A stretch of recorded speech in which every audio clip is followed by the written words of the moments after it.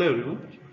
Today in this lecture we are going to deal with the full wave bridge rectifier. So earlier we used it for half wave, now it will be useful for full wave. We can look at the circuit. It is the same as the rectifier circuit, but it is here. That's a control rectifier. Also we can say it as this a center tap and midpoint here. So what we can see, this is the same as nothing as the rectifier circuit, but only the thing is there in place with the T1. That's your T2. So here we require two thyristor.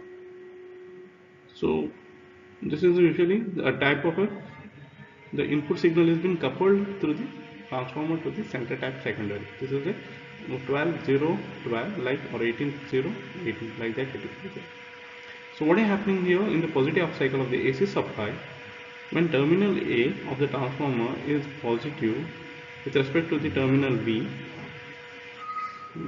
the secondary winding, that is this part, A is positive with respect to the N. SCR1, that is a T1, is being forward biased, and SCR2, T2 is being reverse biased. So no triggering pulses are given to the gates of the SCR initially as they are in off state. When SCR1 is triggered at the firing angle alpha, the current would flow from terminal A through SCR1, the resistive load R, and back to the center tap of the transformer. This current path is also shown in the figure. We'll discuss in that. This current continues flows to the up to the alpha angle. When the line voltage reverses its polarity, the SCR is known as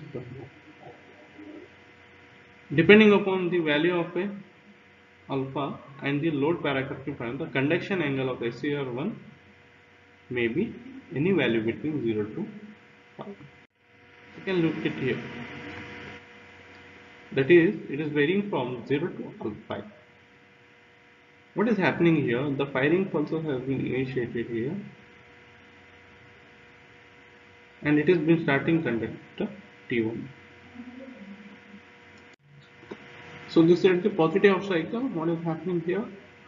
That's a thing. That's the triggered here. So the load current again here decreases. This is across the T1 and T2. So what we are doing here in the negative half cycle, again this has been changed the polarity and we didn't trigger it here and we are getting it here. So T1 T2 T1 like that, positive negative positive. So T1 T2 T1. So T1 has been triggered at the positive half cycle, and in the negative half cycle T2 will be triggered, and then always the load current will decrease and the load voltage also will be decreasing. This will be as same as what we are giving here.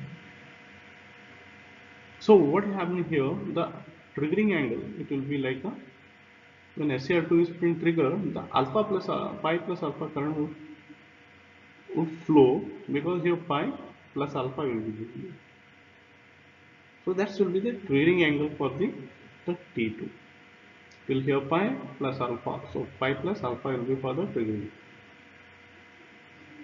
The current will flow from the B SCR2, the resistor load, and back to the interactor. Same as the full wave rectifier. So this will continue until the 2 pi.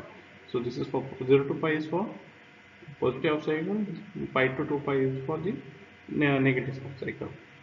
So here the two pulses will be given here at alpha 0 plus alpha, another is pi plus alpha. 0 plus alpha means this one, pi plus alpha for T2. Here each of the half of the input will across the load. Across the load there will be two pulses to the same conductor at that time. And the ripple frequency across the load is twice at that of the input frequency. So that is purely resistive load, the load current is always discontinuous.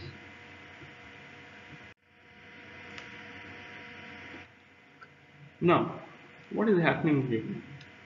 Now again the same thing, we have been connected with the R and RL load. The RL load. So what is happening here? The T1 can be fired into the on state and at any time EN goes to positive. Once thyristor T1 is turned on, the current builds up in the inductive loop, maintaining thyristor T1 in the on state up to the period when E1 goes to negative. Once E1 goes negative, T2 becomes positive and the firing thyristor for the T2 immediately turns off the thyristor T2. It takes up this load current, placing a reverse voltage on the thyristor. Its current being commutated to the thyristor T2. So we can see here, we can make any angle can be triggered at any conduction time. So that's the advantage here when T2 is positive. So what will be here? That will be added with respect to the 2EM. We can look it here.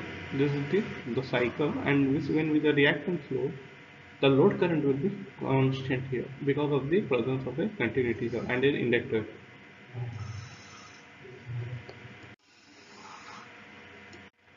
So what is happening here?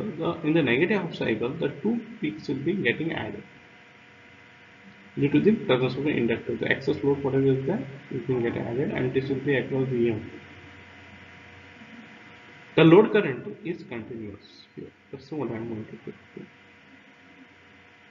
If it is discontinuous, if the inductor value is less than the critical value, so it should be maintained with respect to some value that should be almost constant. So that's the advantage. So this is what we are going to see here. You can see the waveform here till here. So what is happening here? Small till here, it will be conducted here, and after that, when this is triggered, it will be conducted here. So it will be like a continuously on state, for hence the load current will be very constant. This is for the negative and this is for the positive. This is like CC. This is of the previous first. So here if we start at triggering alpha and it will come still 0. So what is happening here? And T2 will be triggered at some angle till here it will be there, and suddenly it will be decreased to 0 and again it will trigger.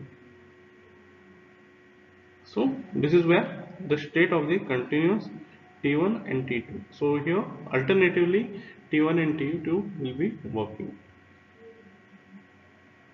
What only here in the negative half cycle is that the peak here what is it will be getting added up. Now this analysis given here is assumed that inductance is sufficiently large so that each transistor conduct for a period of 180 degree, so that the conduction current is continuous. Also, both thyristors are triggered with the same delay angle, hence they share load current equal. As also shown in the figure that the large inductance in the circuit and the contains current conduction, the thyristor continue to conduct even when their anode voltages are negative with respect to the cathode.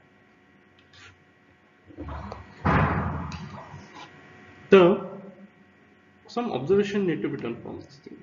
The highest value of this voltage will be when the firing angle is 0. It is alpha is equal to, this voltage will be 0 when alpha is equals to 90, meaning that the load voltage will continuous equal positive area and equal negative, giving negative 0 output voltage. This voltage is negative maximum when alpha is equals to 180 degree. Now, need to implement the wheeling diode. This shows the circuit with the wheeling diode. So where we are connected to wheeling diode, we are connected across the diode. The thyristors are triggered at an angle alpha. The variable DC voltage at the load has been obtained by this alpha. So now the load cannot be voltage because since the prevailing diode DF conducts and clamps the load voltage to 0 voltage. So it cannot conduct the reverse voltage across this load. So whatever it is there, it has been clamped to 0. And it is usually maintained by the freewheeling current through the diode. The conduction period of the thyristor is shown in the figure. We'll see it. The stored energy in the inductive load circulates current through the feedback diode in the direction. That is also shown there. The rate of decay, also this current, depends upon the time constant of the load. The time constant can be calculated with respect to the L and R. So we don't require a equation, so we can see it here. So only it is continuously here, and this is off continuously here. So now again the load current will be no. That is from this diagram we can assume that the load current to the firing angle alpha is being carried by the wheeling diode DF and thyristor are not conducting. So what is happening here? This reverse here and here reverse has been connected through the DF because DF will be in the reverse mode.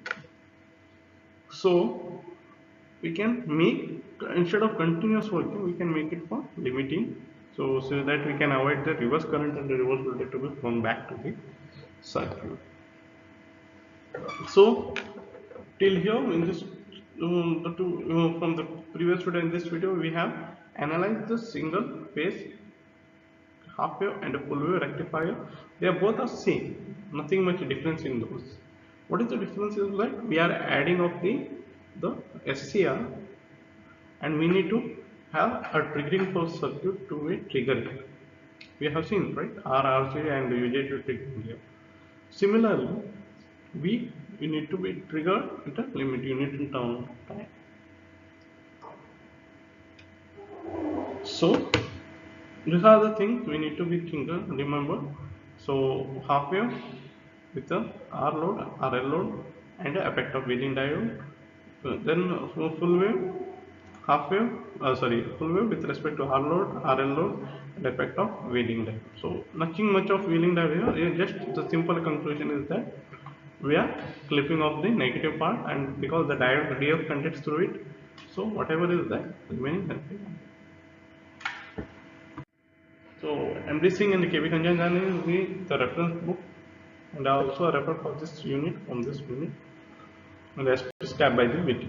Muhammad Rashid and Umanand are the additional textbooks. Thank you.